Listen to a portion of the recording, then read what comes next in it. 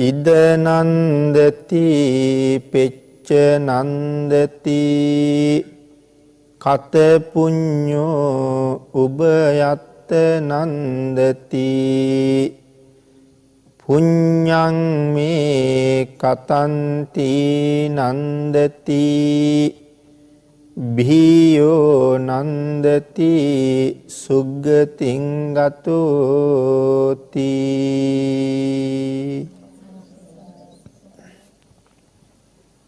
පින්නතුනි, අද ධර්ම දේශනාවේ මාතෘකාව හැටියට ඉදිරිපත් කළ ගාථා රත්නය අපේ බුදුරජාණන් වහන්සේ විසින් දේශනා කොට වදාළ තවත් අපූර්ව ධර්ම සාගරයක් අන්තර්ගත වෙන ගාථා රත්නයක්. මේ ගාථා රත්නය අපේ භාග්‍යතුන් වහන්සේ දේශනා කොට වදාළේ අනාථපිණ්ඩික සිටුතුමාට. අනාථපිණ්ඩික සිටුතුමා පිළිබඳව මේ බෞද්ධ සත්පුරුෂයන්ට අමුතුවෙන් කරුණු කාරණා සඳහන් කරන්න අවශ්‍ය නැහැ කියලා හිතනවා. අපේ ශාසනයේ ගිහි අග්‍ර උපස්ථායකයන් වහන්සේ අනාථපිණ්ඩික සිටුතුමාගේ නිවස හැම දවසකම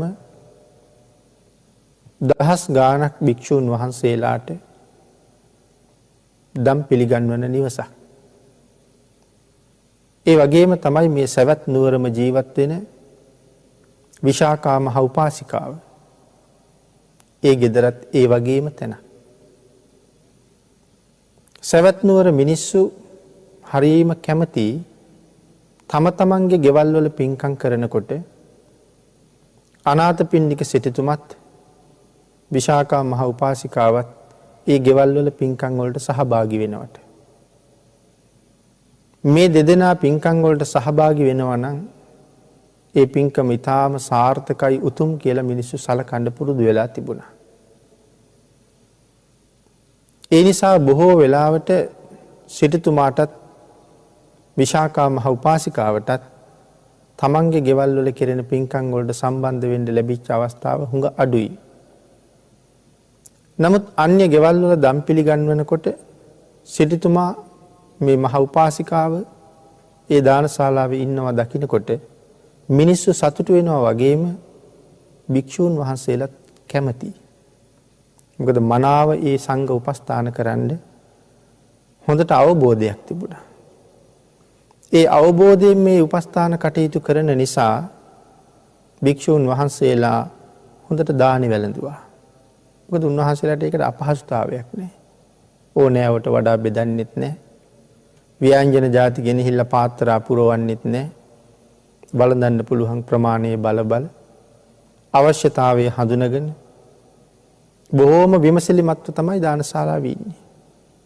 යම් ස්වාමින් වහන්සේ නමක් දායකගේ මූණ දිහා බැලුවා නම් වළඳමින් ඉන්න තව ස්වාමින් වහන්සේ දෙමක් දිහා බැලුවා නම් ඒ අය තේරුම් ගන්නවා උන්වහන්සේට මොනවා හරි යමක් අවශ්‍යයි කියලා. නැවත දායක මහත්තයෙකුට අඬ ගහන්න ඕනේ නැහැ. වහාම එතෙන්ට ගිහිල්ලා ස්වාමීනි කුමක් අවශ්‍යද කියලා විමසන්න දෙපාරක් හිතුවේ නැහැ. ඒ නිසා මේ සංඝ උපස්ථානයේ බොහෝම පිළිවෙලට සිද්ධ කරන නිසා සංඝයා වහන්සේලාට ඒක හරි පහසුයි. නමුත් මේ දෙදෙනාම කල්පනා කළා දැන් එතකොට අපේ ගෙවල් වල සංඝ උපස්ථාන කටයුතු වලට අපිට ඉන්න ලැබෙන අවස්ථාව බොහොම අඩුයි. නමුත් ඒ සඳහා කවුරු හරි සූදානම් කරලා තිබුණොත් හරි වටිනවා. විශාඛා මහ උපාසිකාවට හිතෙනවා මගේ මිනිබිරිය ඒකට සූදානම් කරන්න හරි හොඳයි කියලා. ඒ නිසා සංඝ උපස්ථානයේ සංඝයා සමග කටයුතු කරන හැටි මනාව මිනිබිරියට ඉගැන්නුවා. පින්නතර මේ එක කාරණාවක් අරගෙන තවත් බොහෝ ඈතට සාකච්ඡා කරන්න පුළුවන්. මොන තරම් උතුම් කිරියම්ම කෙනෙක්ද? තමන්ගේ මිනිබිරියට ඉගැන්වුවේ තුනුරුවන්ට උපස්ථාන කරන හැටි. ඒ කියන්නේ සංසාරයෙන් එතර යන්න පාරම තමයි පෙන්වුවේ. අනාථපිණ්ඩික සිටුතුමාටත් ඒ අවශ්‍යතාවය තිබුණා. සිටුතුමා ඒ නිසා තමන්ගේ ලොකු දුවට ඒ කාරණා ටික හොඳට ඉගැන්වුවා. මහා සුභද්‍රා. ඇය බොහෝම ශ්‍රද්ධාවෙන් ඒ කටයුතු කළා. මහා සුභද්‍රා කාලයක් සංඝ උපස්ථාන බොහෝම උනන්දුවෙන් කරගෙන හිටියා. බණත් ඇහුවා. මහා සුභද්‍රාව පස්සේ කාලෙක සෝවාන් තත්ත්වයට පත් වුණා. ඒ අති උතුම් වූ ආර්ය භාවයේ ලබලත් බොහොම හොඳින් කටයුතු කරමින් හිටපු ඇය නිසි වයසට එනකොට සිටුතුමා විසින් විවාහ කෙරෙව්වා. විවාහ වෙච්ච නිසා ස්වාමියා එක්ක නිවසින් පිට වෙන්න සිදු වුණ නිසා ඒ උපස්ථාන කටයුතු කරන්න ඊට පස්සේ ලැබිච්ච අවස්ථාව හුඟක් අඩුයි. නමුත් සිටුතුමා ඊළඟට විශේෂයෙන් මේ කටයුතු ඉගැන්වුවේ තමන්ගේ බාලදුවට. ඒ සුමන ඉතාමත්ම ශ්‍රද්ධාවන්තයි. බොහෝම කැමැත්තෙන් තමයි මේ කටයුතු කළේ. විශාකා මහ උපාසිකාව මේ ලෝකෙ පහළ වෙච්ච කිරියම්මලා අතර ඊටාම උතුම් තැනක හිටපු කිරියම්ම කෙනෙක් වෙනවා වගේ මේ තාත්තත් මේ ලෝකෙ හිටපු තාත්තලා අතර ඊටා ශ්‍රේෂ්ඨ තැන හිටපු තාත්තා කෙනෙක්.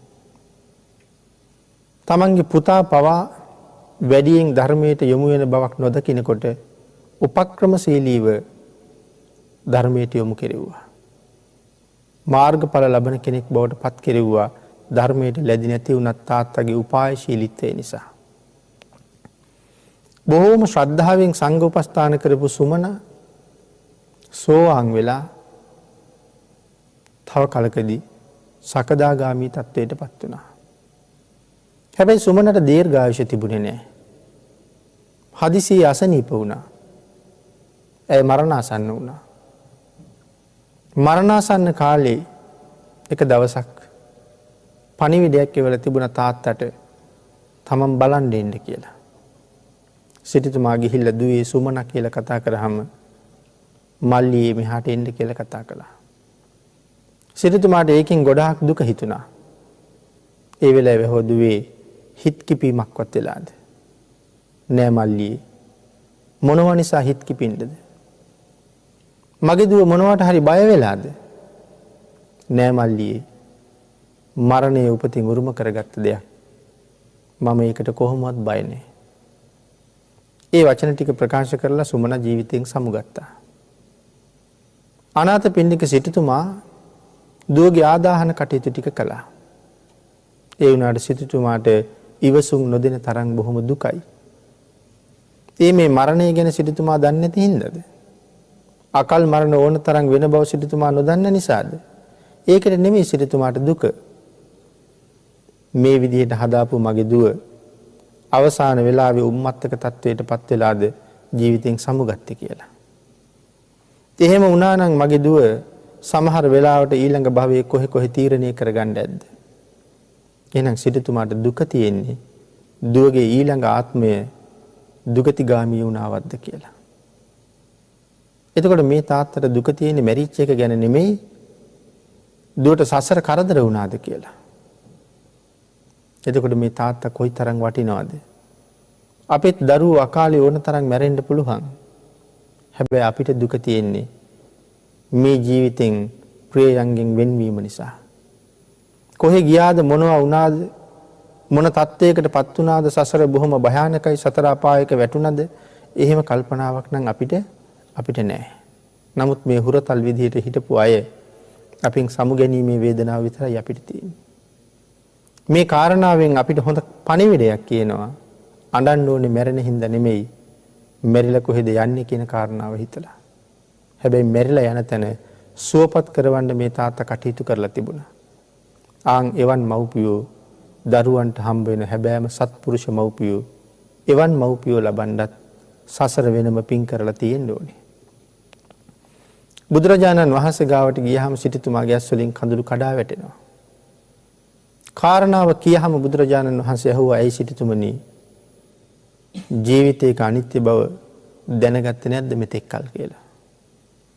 බුදුරජාණන් වහන්සේටත් මතක් කළා ස්වාමීනි ඒක හින්දා අඬනව නෙමෙයි. මගේ දුව මෙන්න මේ විදිහට මට තුන් පාරක්ම මල්ලියේ කියලා කතා කරලා තමයි මැරුණේ.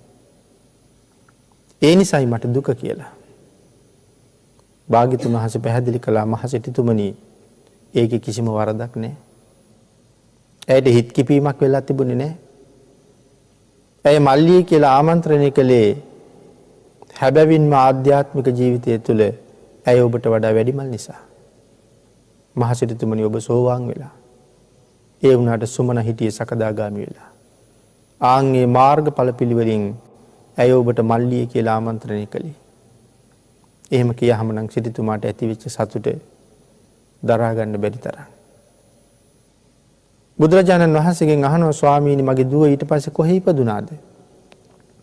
බුදුරජාණන් වහන්සේ සඳහන් කළා ඊටාම උසස් දිව්‍ය තලයක පහළ වෙලා ඉන්නවා කියලා. ඕන් ඔය කාරණාව මුල් කරගෙන තමයි අපේ බුදුරජාණන් වහන්සේ මේ ගාථා රත්නය දේශනා කළේ. සිටුතුමාට. මහා සිටුතුමනි ඉද නන්දති පෙච්ච නන්දති කත පුඤ්ඤෝ උභයත් නන්දති. පුඤ්ඤං මේ කතන්ති නන්දති බිහියෝ නන්දති සුග්ගතින් ගතු. භාග්‍යවතුන් වහන්සේ සඳහන් කළා කලපින් ඇති අය මෙලවත් සතුටු වෙනවා පරලොවත් සතුටු වෙනවා. දෙලොවම සතුටු වෙනවා. පුඤ්ඤං මේ කතන්ති නන්දති බිහියෝ නන්දති සුග්ගතින් ගතු. ඒ කරගත්ත කුසල කර්මයන් නිසා සුගතියට ගිහිල්ලා තව බොහෝ සතුටු වෙනවා කියලා දේශනා කළා. වෙනතර මේ කාරණාව ටිකක් අපි සාකච්ඡා කළොත් මෙලව පින් කළාය බොහෝ පින් කළාය මෙලව සතුටු වෙනවා.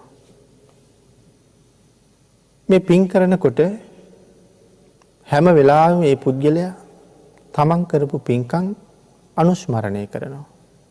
විවේකීව ඉන්න වෙලාවට කරපු පින්කම මුල ඉඳලා අග දක්වාම ආවර්ජනය කරනවා. ඒ තුලින් මහත් වූ සතුටක් ලබනවා. ඒක මේ පින වර්ධනය වෙන්න තව හේතුවක් බවට පත් වෙනවා. කරපු පින්කම් කල්පනා කරනවා. කරන්න තියෙන පින්කම් ගැනත් කල්පනා කරනවා. එහෙම කල්පනා කර කර සැලසුම් කර කර ඊ타ත්ම නිවැරදිව ඒ පින්කම කරන්න හැම වෙලාවෙම හිතනවා. නිරන්තරයෙන් Tamanට උදව් කරන අයත් එක්ක සාකච්ඡා කරනවා.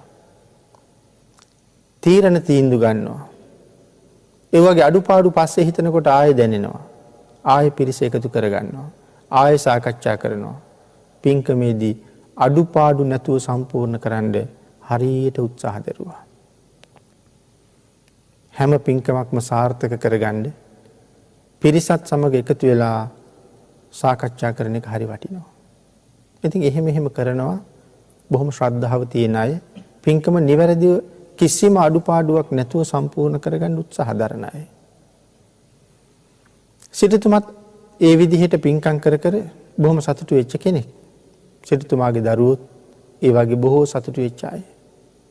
ඊළඟට පින්නතනි සඳහන් කරන්න ඕනේ පින්කම් කරනකොට ලොකු වීරියක් තියෙන්න ඕනේ. ඒ වීරිය නැත්තම් කවදාවත් පින්කම සාර්ථක කරගන්න බැරුව යනවා. අප්‍රමාණ වීරියක් අවශ්‍යයි. මොනවා වුණත් මොන කරදරේ ආවත් කොයි අපහසුතාවයකටපත් වුණත් මම මේ පින්කම අත්හරින්නේ නැහැ කියලා හිතෙන්න ඕනේ. ආන් එහෙම වෙච්චාම තමයි පින්කමට යම් බාධාවක් එළඹෙනකොට දෙවියෝ පවා අපට උදව් කරන්න පටන් ගන්න. එහෙම නැතුව අපි මහ පින්කම් කරනවා කියලා දෙවියෝ බලාගෙන ඉන්නවා මිසක් අමුතුවෙන් ඇවිල්ලා උදව් කරන්න එන්නේ නැහැ. ඒ උදව් කරන්නේ නැත්තේ සත්පුරුෂ බව නිසා. උන්වහන්සේලා උදව් කරාම අපට පින් සිද්ධ වෙන්නේ නැහනේ. ඒ හින්දා අපටම පින් කරගන්න ඉඩ අරිනවා. අපේ වීරිය දිහා හැබැයි බලාගෙන ඉන්නවා. අපිත් කරදරයි එහෙම නැත්නම් වහිනවා. එහෙම නැත්නම් ආලෝකය නැහැ. එහෙම නැත්නම් සෙනග නැහැ. අපි ටික දිනකට ගිහිල්ලා මේ වැඩේ කරගන්න බෑ. එහෙම හිතලා පින්කම අත්හැරලා දානවා නම් උන්වහන්සේලා අපේ වීරිය නැති නිසා උන්වහන්සේලාත් ඒක හොඳටම අත්හැරලා දානවා.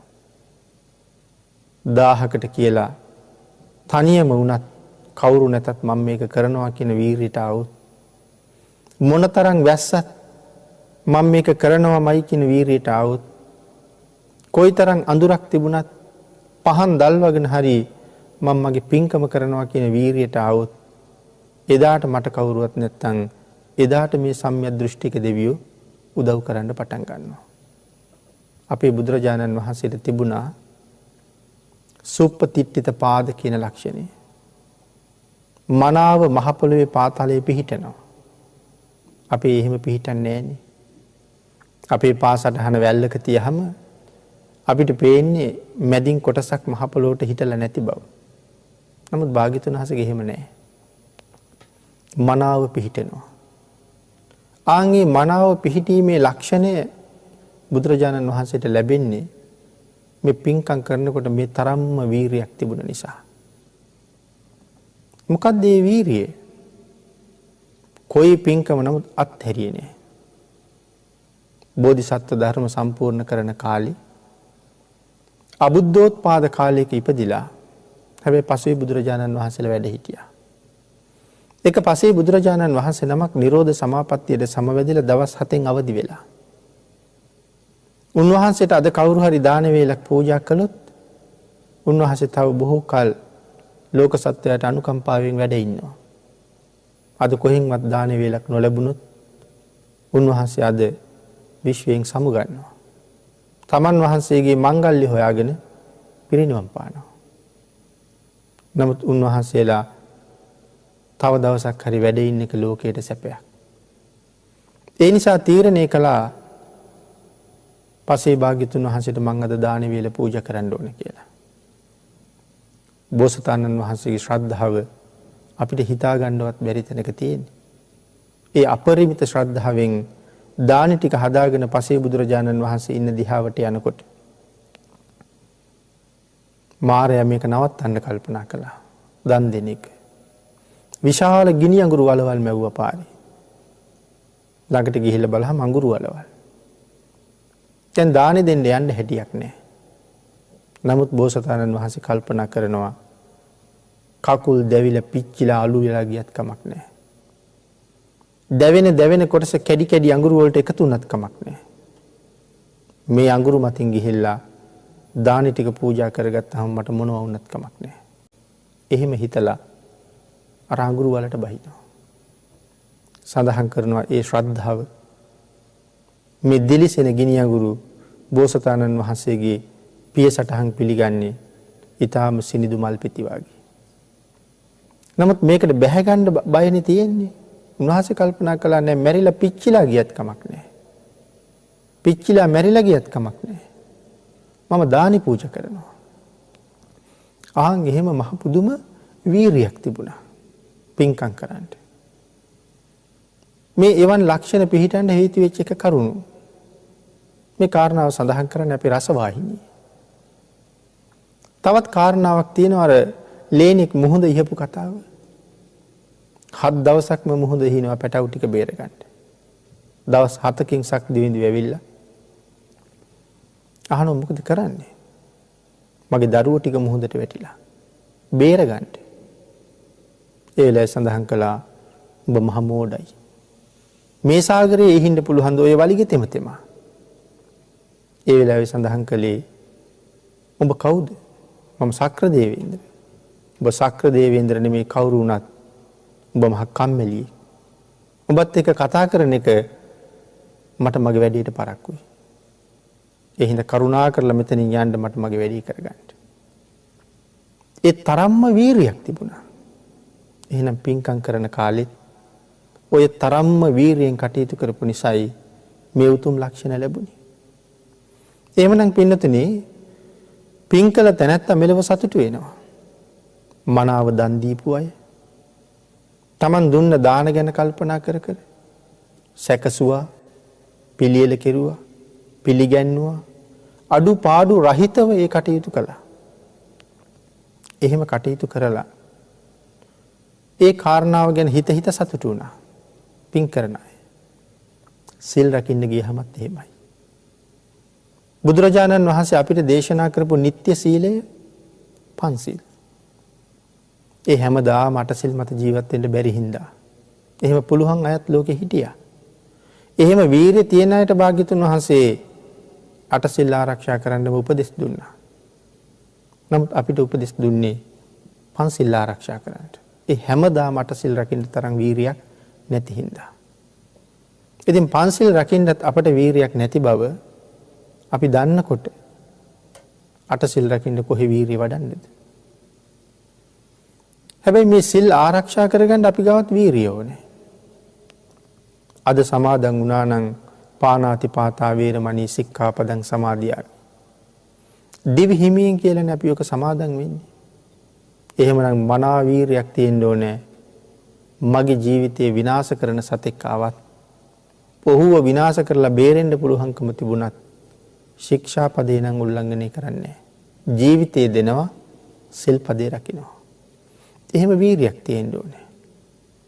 එහෙනම් සිල්පද පහම ගැන කතා කළොත් ඒ වීරිය තියෙන්න ඕනේ. එහෙනම් අපිට සිල් රැක ගන්න බැරි වුණේ ඒ වීරිය අපි ගාව නැති හින්දා. එහෙම සිල් රැක ගන්න බැරි වෙච්ච නිසා අපිට සසර බොහෝම දුක් විඳින ජීවිතවලට මුහුණ පාන්න සිද්ධ වෙනවා. නමුත් කෙලෙස් 1500කින් කාරණා පහක් ඉස්මතු කරලා අපිට දේශනා කළේ පුළුවන් නම් මේ කරුණු පහ සම්පූර්ණ කරගන්න කියලා. ඒක ලොකු රැකවරණයක්. ඒක ලොකු ආරක්ෂාවක් නිසා. යම් කෙනෙක් මේ පන්සිල් මත මනාව පිහිටලා දන් දෙනවනම් ඒ දානය ඊ타මත්ම මහත්ඵලයි. ඒක බොහොම අනර්ගයි. ඒ නිසා සිල් මත පිහිටලා දෙන දානෙම අතිශ්‍රේෂ්ඨයි. ආන් එහෙම දම් පින්කම් කරාම සිල් ගුණ ආරක්ෂා කරාම ඒ අයට කවදාවත් කොතනවත් මරණය පිළිබඳව බයක් තියෙනවද? කිසිම තැනක බයක් නැහැ.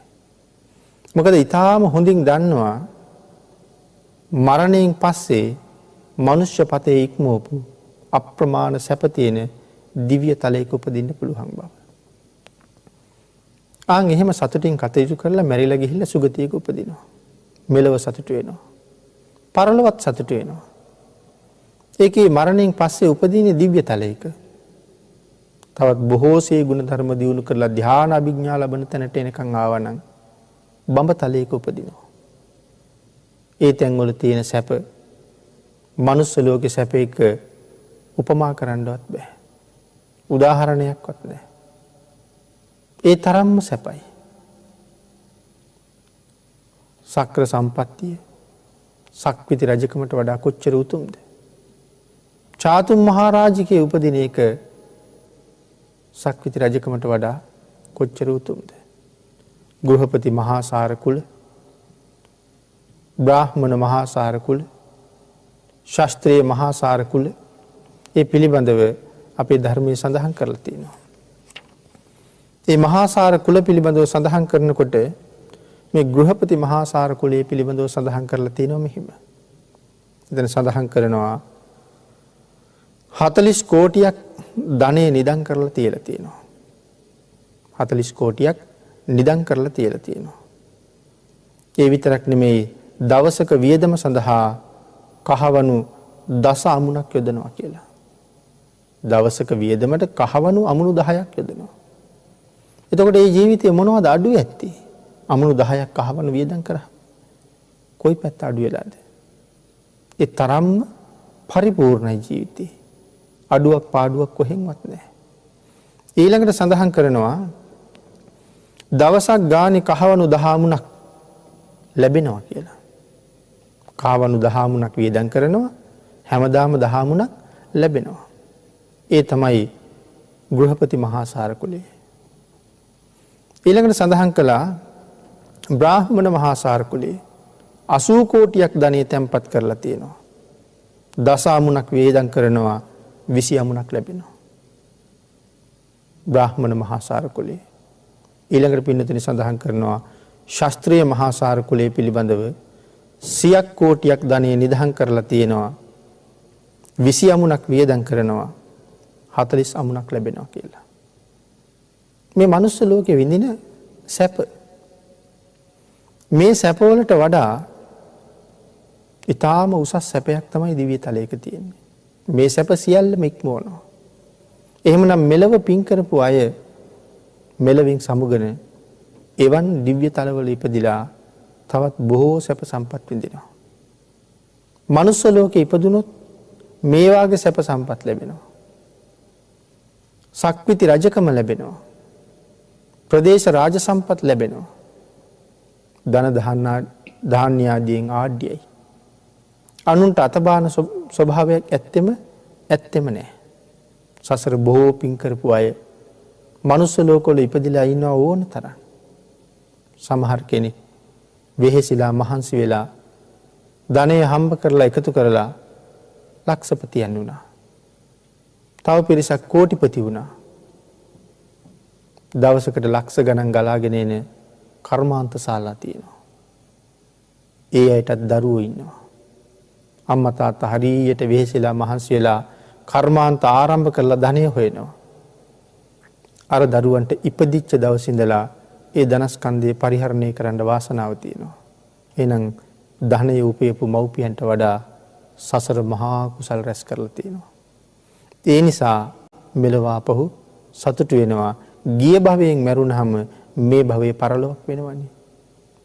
ආන්ගේ නිසා පරලොව මනුලෝ ඉපදිලත් අප්‍රමාණ සැප සම්පත් විඳිනවා.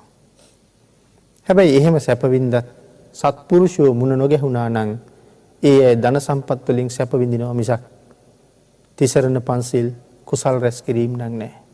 මිත්‍යා දෘෂ්ටික කුලවල ඉපදිලා කොයි තරම් ධනවත්ව සැප විඳිනවද? නමුත් මරණින් පස්සේ උරුම වෙන්නේ නිරය.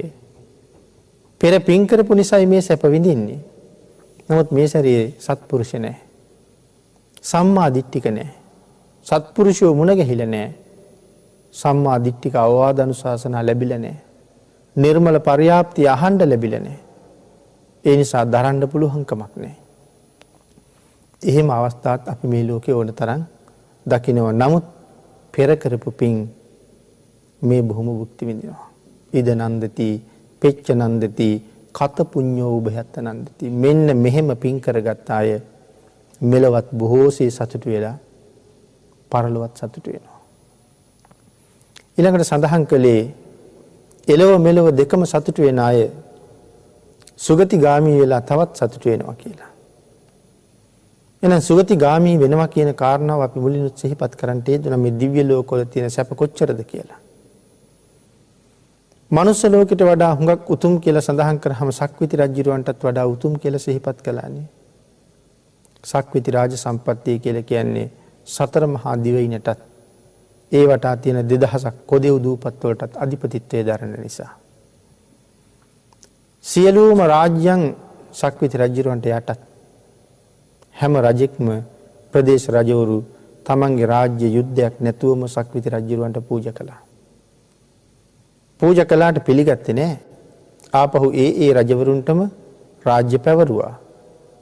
රාජ්‍ය පවරලා නීති පහක් පනවලා යනවා. මේ නීති පහ යටතේ ඔබ ඔබේ රාජ්‍ය පාලනය කරන්න. මොකද්ද නීති පහ? පන්සිල් රකින්න. රජකම ඔබම බාර ගන්න. පන්සිල් මත පිහිටලා කටයුතු කරන්න. එතකොට රජුරවන්ට හැමෝම යටත් නිසා මුළු රටම පන්සිල් සුරකින්න පිරිසක් බවට පත් වෙනවා. ඒ කාලේ මනුස්ස ලෝකෙත් හරියට දිව්‍ය පුරයක් වගේ. බොහොම සිල්වත් ගුණවත් අය. හිතු පැත්තේ පින් සිද්ධ වෙනවා. ඒ හැමෝම වගේ සිල් මත ඉන්නවා. එකෙක් විසින් අනිකාට වතුර වීදුරුවක්ද දෙන්නේ. ඔහුට අප්‍රමාණ කුසල් හම්බ වෙනවා. ඒ හැම කෙනෙක්ම පින්කෙතක් වගේ.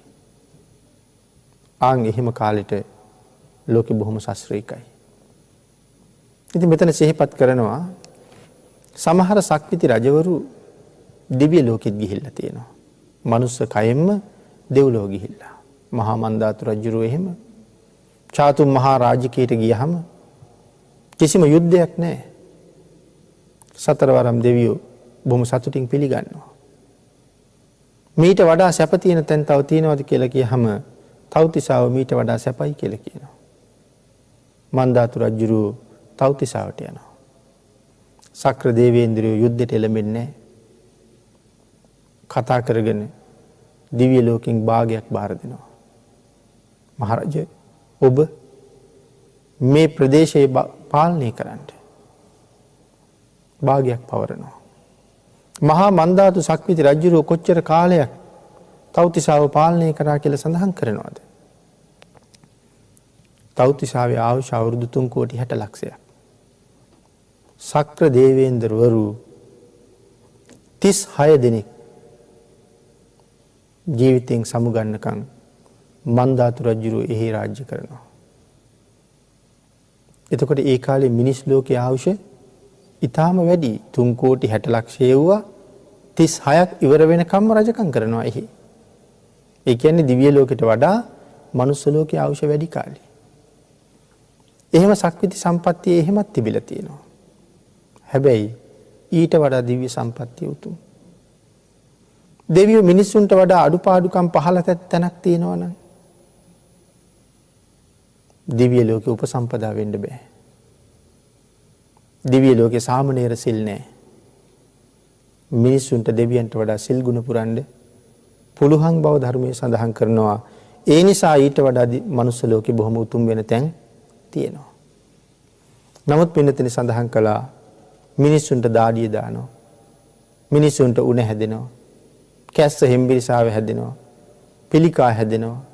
වකුගඩු නරක් වෙනවා. 890ක් රෝග, 990ක් ව්‍යාධි මනුස්ස ලෝකේ තියෙනවා. හැබැයි දෙවියන්ට යටත් පිරිසෙන් දාඩිය දාන ප්‍රමාණයක්වත් දෙවියන්ට නැති නිසා ඊටාම සැපයෙන් අග්‍රයි. ඒ කාරණාවයි මේ ගාථා රත්නේ මෙතන පැහැදිලි කරලා තියෙන්නේ.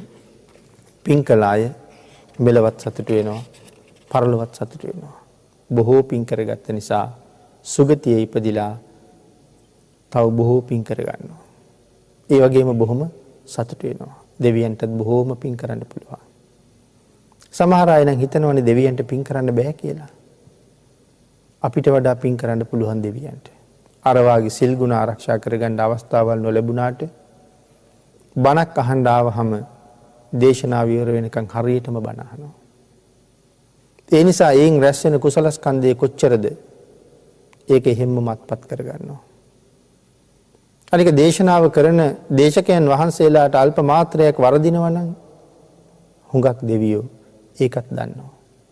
ඒ කොහොමද? මොකද වැඩිපුරම දිව්‍ය ලෝකේ ඉන්නේ බුදුරජාණන් වහන්සේගෙන් ධර්ම ශ්‍රවණය කරපු අය. ඒ නිසා සඳහන් කරනවා දෙවියන්ට pāli භාෂාව හොඳට තේරෙනවා කියලා. පාලියෙන් කරන දේශනාවක් අහන්න දෙවියෝ හරි කැමතියි කියලා සඳහන් කරනවා. ඒතකොට අපි කැමති නැද්ද පාලියෙන් කරන දේශනාවක් අහන්න? මෙහෙම දේශනාවක් කරනකොට අහගෙන හිටියට මේ මුළු දේශනාවම pāli භාෂාවෙන් කළා නම් අපිට මොකවත් තේරෙන්නේ නැහැ. ආන්ගේ නොතේරෙන නිසා කම්මැලිකම ඇවිල්ලා අපි හැමෝම නිදිබර ගතියට වැටෙනවා. ඒ තේරෙන්නේ නැහැ නේ මොකවත්. බුදුරජාණන් වහන්සේ දේශනා කළේ නම් ධර්මයේ ඉගෙන ගන්නකොට මූලික පියවරවල් ටික පාලියෙන් කරන්නමයි. සුතා, දතා, වචසා පරිචිතා. මේවා පාලියෙන්ම කෙරෙන්න ඕනේ. හතරවෙනි පියවරේදී තමන්ගේ භාෂාවට පරිවර්තනය කරගන්න පුළුවන්. නමුත් අද එහෙම කරන්න තරම් අපිට ලොකු දැනුමක්, ලොකු පාලි දැනුමක් නැති නිසා මෙහෙම හරි දේශනාවක් අහලා චිත්ත ප්‍රසාදය ඇති කරගෙන නැවත නැවත බොහෝ කුසල් රැස් කරගන්න කෙනෙක් එළඹෙනවා නම් ඒකත් ලොකු යහපතක්. ඒකට භාග්‍යතුන් වහන්සේගෙන් අවසරයක් තියෙනවා. ආන්ගේ හිඳයි මෙහෙම දේශනාවල් කරන්න පුළුවන් වෙන්නේ. කෙසේ වෙතත් මම සඳහන් කළා දෙවියෝ බොහෝම පින් වලට කැමතියි කියලා. අනිත් එක තමයි පිනක වැදගත්කම දෙවියෝ ගොඩාක් දන්නවා. චූටි පිනක් නමුත් අනුමෝදන් වෙන්න එනවා. සක්‍ර දේවේන්ද්‍රයන් වහන්සේ ධර්ම දානයාගේ ආනිසංස විමසුවහම බුදුරජාණන් වහන්සේගෙන් බැගෑපත් ඉල්ලීමක් කළා. අනේ ස්වාමීනි, භික්ෂූන් වහන්සේලාට අනුදැන වදාරන්න. දානෙ ගෙදරක දානෙ වළඳලා ඉවර වෙලා කරන කෙටි අනුශාසනාව නිමා කරලත් දෙවියන්ට පින් දෙන්න අමතක කරන්න එපා කියන්නේ. ඒ පුංචි පිනත් අපිට වටිනවා. දෙවියෝ එහෙම කියන්නේ පිනේ වටිනාකම හුඟක් දන්න නිසා. හැබැයි මනුස්ස ලෝකේ ඉපදිලා බොහෝ පින් කරන්න පුළුවන් අවස්ථාවල් ලැබිලා තිබුණට අපි පින් වල වටිනාකම් එච්චර දන්නේ නැහැ. ඒ හින්දා අපි පින් වලට යෙදෙන ප්‍රමාණය හරි අඩුයි.